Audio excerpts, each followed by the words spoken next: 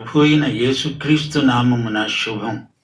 మీరు మీ కుటుంబాలు దేవుని దీవెనలు సమృద్ధిగా అనుభవిస్తున్నారని ఆశిస్తున్నాను. రండి ప్రార్థన చేసుకుందాము. కృపామయ గొప్ప తండ్రి, నీకు మా హృదయపూర్వకమైన కృతజ్ఞతాస్తుతులు. మా ఆధ్యాత్మిక జీవితాలను ఎంతగానో ఉజ్జీవపరుస్తున్నందుకు మీకు కృతజ్ఞులం. ప్రతిరోజు దేవుని వాక్య సత్యాలు మాకు పంచిపెడుతున్న పరిశుద్ధాత్మ పరిచర్యకు మీకెంతో కృతజ్ఞులం. ప్రభు, మేము నీ బిడ్డలమై ఈ లోకములో జీవిస్తూ ఉండగా నీకు విధేయులమై నీ మాట చొప్పున బ్రతకడానికి నీ ఆత్మ నింపుదల నడుపుదల సహాయము దయచేయమని వేడుకుంటున్నాము. దేవుని వాక్య ప్రమాణానికి మమ్మలను హెచ్చించండి. పరలోకమందు నీ చిత్తము నెరవేరినట్లు ఇక్కడ కూడా మా జీవితాలలో మీ చిత్తము నెరవేరినట్లు మమ్మలను ప్రార్థన జీవితమందు బలపరచండి. క్రీస్తునందు పరలోక విషయములలో ఆత్మ సంబంధమైన ప్రతి ఆశీర్వాదం అనుగ్రహించండి. మా జీవమునకు భక్తికి అవసరమైన హితోపదేశం మాకు ఈ రోజున దయచేయమని, మా శ్రోతలను వ్యక్తిగతంగా బలపరిచి ఆశీర్వదించమని మా ప్రభు అయిన యేసుక్రీస్తు నామమున ప్రార్థిస్తున్నాము తండ్రి. ఆమేన్. సోదరి సోదరులారా, ఈ రోజున మనం లేవియకాండం 11వ అధ్యాయం వినబోతున్నాము. ఈ అధ్యాయంలో దేవుని ప్రజలకు కొన్ని ఆహార నియమాలు పేర్కొనబడ్డాయి. పవిత్రమైనవి, అపవిత్రమైనవి అయిన జంతువుల జాబితా ఇవ్వబడింది. జంతు కళేబరాలను ముట్టితే అపవిత్రుడవుతాడు. చచ్చిన జంతువులను ఎందుకు ముట్టకూడదో చెప్పబడింది. సరీసృపములు, ప్రాకే ప్రాణులు, వాటి వల్ల కలిగే కాలుష్యం కూడా వివరించబడింది. పరిశుద్ధుడైన దేవుడు తన బిడ్డల ఆహార విహారాలను గురించిన కట్టుబాట్లను గురించి మాట్లాడుతున్నాడు. 10వ అధ్యాయం వరకు దేవుని ఆరాధన విషయం ఉంది. ఇప్పుడు దేవుని బిడ్డల ప్రవర్తన, ఆహార విహారాదుల విషయం వర్ణించబడింది. ఆ మాటకొస్తే దేవుని ప్రజల జీవితంలో అంతా పరిశుద్ధమే. తినే తిండి, వినే సంగతులు, చేసే పనులు, తలంచే తలంపులు, వైఖరులు అన్నీ పరిశుద్ధమై ఉండాలని దేవుని సంకల్పం. సోదరీ సోదరులారా, వింటున్నారా? గుడిలో ఆరాధన ఎంత పరిశుద్ధమో గుడి వెలుపల నీ ప్రవర్తన కూడా అంత పరిశుద్ధమై ఉండాలి. ఏమి చేసినా దేవుని మహిమార్థమై చేయాలి. జీవితాన్ని 2 విభాగాలు చేసుకోవద్దు. అది ఆత్మ సంబంధం, ఇది శరీర సంబంధం అంటూ 2 శాఖల క్రిందికి జీవితాన్ని విభజించుకోవద్దు. అంతా ఆత్మ సంబంధమే. దేవుడు తన ప్రజలు ఏమి తినాలో ఏమి తినకూడదో లేవియకాండంలో స్పష్టంగా చెబుతున్నాడు. దేవుని బిడ్డల జీవితాలలోని ప్రతి చిన్న సంఘటన దేవుడు నిర్దేశించినదే. భోజనము చేసినా పానము చేసినా దేవుని మహిమార్థమై చేయాల్సిందే. సోదరీ సోదరులారా, మన జీవితాలలో ఎన్నెన్నో సమస్యలు తలెత్తుతూ ఉంటాయి. ఎంత పెద్ద సమస్య అయినా అది దేవునికి చిన్నదే. ప్రతిదీ దేవునికి చెప్పాలి. దేవునికి మన పట్ల ఎంతో శ్రద్ధ. ప్రతి విషయాన్ని గురించి ప్రార్థించాలి. దేనిని గూర్చి చింతించకూడదు. ఈ అధ్యాయంలో చెప్పబడిన విషయాలు ఇశ్రాయేలు జాతికే పరిమితం అనుకోకండి. ఆహార నియమాలు మన ఆరోగ్యానికి సంబంధించినవి. కొన్ని జంతువులు పరిశుద్ధం, మరికొన్ని జంతువులు మాంసాహారులు నిరభ్యంతరంగా తినదగినవే. ఇదేమీ మతాచారం కాదు, ఆరోగ్య జీవితానికి అవసరమైన హెచ్చరికలు. అయినా దేవుని రాజ్యం భోజనము కాదు, పానము కాదు. పరిశుద్ధాత్మానందమే దేవుని రాజ్యం. ఈ అధ్యాయంలో దేవుడు పేర్కొన్న జంతువులు ఆహారానికి కొన్ని మంచివి. మోషే ధర్మశాస్త్రమందు నిషిద్ధమని చెప్పబడిన జంతువులు అనేక రకాల రోగాలకు కారణమైనవి. అట్టి జంతువులు రోగక్రిములకు వాహకములై వాటిని తినేవారికి పలు రకాల రోగాలను కలిగిస్తాయి. జంతువుల నుండి మనుషులకు రోగాలు ప్రసరించడం దేవుడు సహించడు. పందుల ద్వారా, టర్కీ పక్షుల ద్వారా, గుర్రాల ద్వారా వచ్చే కొన్ని రోగాలు మరణకరమైనవి. సమస్తానికి దేవుడే సృష్టికర్త. అయితే మానవ సృష్టికి ఒక ప్రత్యేకత ఉంది. చరిత్రలో దేవుడు జరిగించిన కార్యాలు విచిత్రమైనవి. తన బిడ్డల ఆరోగ్యము దేవునికి ఎంతో విలువైనది. మోషేకు ఆహార శాస్త్రం తెలుసా? అదేమో కానీ దేవునికి తెలుసు. దేవుడు మోషే ద్వారా రాయించాడు. యూదులు దేవుని నియమాలను పాటించి గొప్ప జాతిగా రూపొందారు. దీర్ఘాయుష్షు ఉంది. వారి శరీర దారుఢ్యం లోకమంతటా పేరెన్నిక గన్నది. యూద జాతి రాను రాను దేవుని మాట వెనక ఎంతో నష్టపోయారు. అన్య జాతుల మధ్య యూదులు ప్రత్యేకంగా ఉండాలని దేవుని సంకల్పం.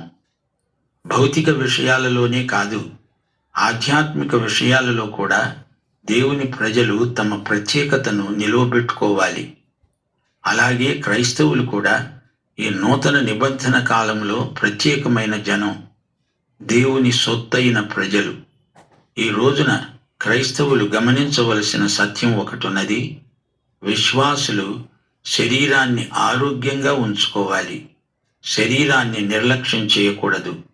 శరీరం పరిశుద్ధాత్మకు నిలయం. భోజనం విషయంలో పట్టింపులు ఉండకూడదు. ఏదైనా తినవచ్చు లేదా మానేయవచ్చు, కానీ ఆరోగ్యకరమైన ఆహారం తినాలి. బలవర్ధకమైన భోజనం మనకు మంచిది. భోజనంలో ప్రత్యేకంగా ఆధ్యాత్మిక విలువలు ఉండకపోవచ్చు, కానీ ఆరోగ్యం ఆధ్యాత్మికానికి ఎంతో దోహదపడుతుంది. ఆహారం విషయంలో మూఢనమ్మకాలు దేవుని బిడ్డలకు ఉండకూడదు. ఈ విషయంలో చతుస్సూత్రాలు బైబిల్లో ఉన్నాయి. అంటే 4 సూత్రాలు. 1 రోమా పత్రిక 14వ అధ్యాయం 14వ వచనం. సహజముగా ఏదీ నిషిద్ధము కాదని నేను ప్రభువైన యేసునందు ఎరిగి రూఢిగా నమ్ముతున్నాను. అయితే ఏదైనా నిషిద్ధమని ఎంచుకునేవానికి అది నిషిద్ధమే. 2 1 కొరింథీ 8వ అధ్యాయం 8వ వచనం. భోజనమును బట్టి దేవుని ఎదుట మనము మెప్పు పొందము. తినకపోయినందున మనకు తక్కువ లేదు, తిన్నందున మనకు ఎక్కువ లేదు. 3 1 కొరింథీ 6వ అధ్యాయం 13వ వచనం. భోజన పదార్థములు కడుపునకు, కడుపు భోజన పదార్థాలకు నియమింపబడి ఉన్నాయి. దేవుడు దానిని వాటిని నాశనము చేస్తాడు. 4 1 కొరింథీ 10వ అధ్యాయం 31వ వచనం. మీరు భోజనము చేసినా పానము చేసినా మీరేమి చేసినా సమస్తమును దేవుని మహిమ కోసమై చేయండి. సోదరీ సోదరులారా, ఇంద్రియ నిగ్రహం ఒక గొప్ప ఆధ్యాత్మిక సుగుణం. ఇది కృపాసహితమైన ఆత్మ లక్షణం. విశ్వాసులు నిగ్రహం కలిగి తినాలి లేదా మానేయాలి. అది అసలు రహస్యం. ఇప్పుడు లేవియకాండం 11వ అధ్యాయం సారాంశం వినండి. యెహోవా మోషే అహరోనులకు ఇచ్చిన ఆజ్ఞ. దీనిని ఇశ్రాయేలీయులందరూ పాటించాలి. తినదగిన జంతువుల పేర్లు. డెక్కలు కలదై నెమరు వేసే జంతువును తినవచ్చు. నెమరు వేసేదైనా 2 డెక్కలు లేకపోతే తినకూడదు. ఒంటె నెమరు వేస్తుంది గాని దానికి 2 డెక్కలు లేవు గనుక అది మీకు అపవిత్రం. పొట్టి కుందేలు నెమరు వేస్తుంది గాని దానికి 2 డెక్కలు లేవు గనుక అది మీకు అపవిత్రం. అలాగే కుందేలు కూడా. అయితే పంది విడిగా ఉన్న 2 డెక్కలు కలదే కానీ అది నెమరు వేయదు. అది మీకు అపవిత్రం. వాటి మాంసాన్ని మీరు తినకూడదు. వాటి కళేబరాన్ని మీరు ముట్టకూడదు. అవి మీకు అపవిత్రమైనవి. సోదరీ సోదరులారా, ఏవి మంచివి ఏవి చెడ్డవి అనే వేర్పాటు దేవుడు చేసిందే. వెలుగుకు చీకటికి వ్యత్యాసం దేవుడు సృజించిందే. మానవుడు మంచిని ప్రేమించాలి, చెడుగును ద్వేషించాలి. ఈ రోజున మనుష్యులు యుక్తాయుక్త విచక్షణ కోల్పోతున్నారు. దీనికి ఒక్కటే పరిష్కారం. మన మనస్సాక్షి క్రీస్తు రక్తము చేత కడుగబడినప్పుడే వివేచనాత్మ మనలో మేల్కొంటుంది. దేవుడు మంచిది అని చెప్పిందే మంచిది, చెడ్డది అని చెప్తే అది చెడ్డది. ఇది ధర్మశాస్త్రాన్ని మించిన వివేచన. దేవుడు మన అనుదిన జీవితంలోని ప్రతి చిన్న అలవాటు శాసించడానికి అధికారం గలవాడు. ఈ లోకంలో అంతటా పాపం నిండి ఉన్నది. మానవుడు మంచిని ఎంచుకోవాలి, పెంచుకోవాలి. చెడుగును అసహ్యించుకోవాలి, దానిని విడిచిపెట్టాలి. జంతువులలో ఏవి నిషిద్ధములో ఏవి మంచివో నోవహు ఓడలోనే వర్గీకరణ జరిగింది. అయితే ఈ రోజున కొత్త నిబంధనలో అటువంటి ధర్మశాస్త్ర శాసనము లేదు గాని అంతకు మించిన కృప ఉన్నది, మంచి మనస్సాక్షి ఉన్నది. అందుచేత ఎవరికి వారే భోజన విషయాన్ని నిర్ణయించుకోగలరు. మానవుడు ఏదేను తోటలో పతనమైపోయాడు. అయితే మానవుడు ఈ రోజున క్రీస్తునందు తిరిగి లేచాడు.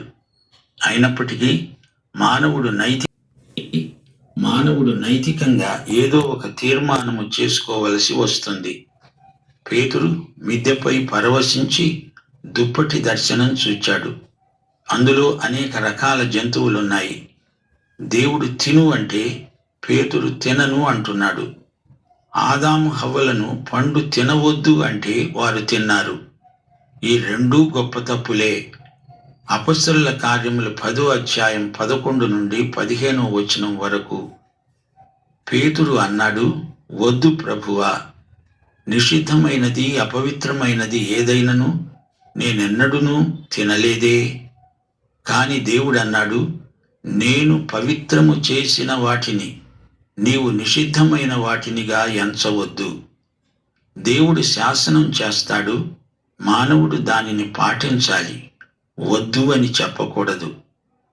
ద్వితీయోపదేశ కాండంలో కూడా జంతువుల జాబితా ఉన్నది. లేవియ కాండంలో ఏవి తినకూడదో చెప్పబడింది. ద్వితీయోపదేశ కాండంలో ఏవి తినవచ్చో చెప్పబడింది. సముద్రములో, నదులలో, నీళ్లలో వేటికి రెక్కలు పొలుసులు ఉన్నాయో వాటిని తినవచ్చు. వేటికి రెక్కలు పొలుసులు ఉండవో అవన్నీ మీకు హేయమైనవి. వాటి మాంసము తినకూడదు. వాటి కళేబరములను హేయమైనవిగా ఎంచుకోవాలి. దేవుడే సకల ప్రాణులను సృజించాడు. అయితే ఇందులో ఒక విశేషం ఉంది.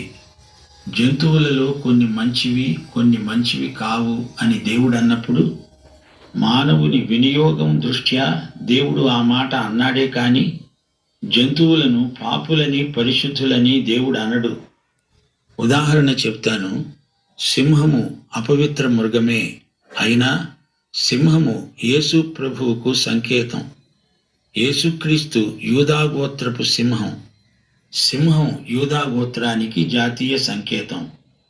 ఒక జంతువును ఒక మాంసాహారి తింటాడనుకోండి, అంత మాత్రాన ఆ జంతువు యొక్క స్వభావం ఆ మనిషికి వస్తుందనడం హాస్యాస్పదం. కోడిని తింటే కోడి స్వభావం వస్తుందా? మేకను తింటే మేక స్వభావం వస్తుందా? ఇలాంటి మూఢనమ్మకాలు అర్థరహితమైనవి. కొందరు శాకాహారులు అంటారు, మాంసాహారము చేత మనుషులు క్రూరులవుతారు అని. ఇది అబద్ధం. పరిశుద్ధత అలా కాదు. పాపములో నుండి పరిశుద్ధతను ఉత్పత్తి చేయడం అసాధ్యం, అసహజం. పాఠం ఇంతటితో సమాప్తం. ప్రార్థన చేసుకుందాం. పరిశుద్ధుడవైన మా పరమ తండ్రి, ఈరోజు పాఠంలో నీవు మాకు ఎన్నో ప్రాముఖ్యమైన సత్యాలు నేర్పావు. వీటిని మేము గ్రహించి మా జీవితాలకు అన్వయించుకొని ఆహార విహారాల్లో ఈరోజు పాఠంలో నీవు మాకు ఎన్నో ప్రాముఖ్యమైన సత్యాలు నేర్పావు. వీటిని మేము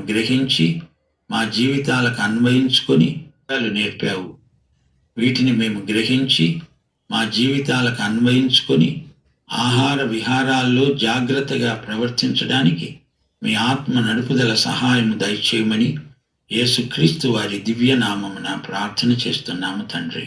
ఆమేన్.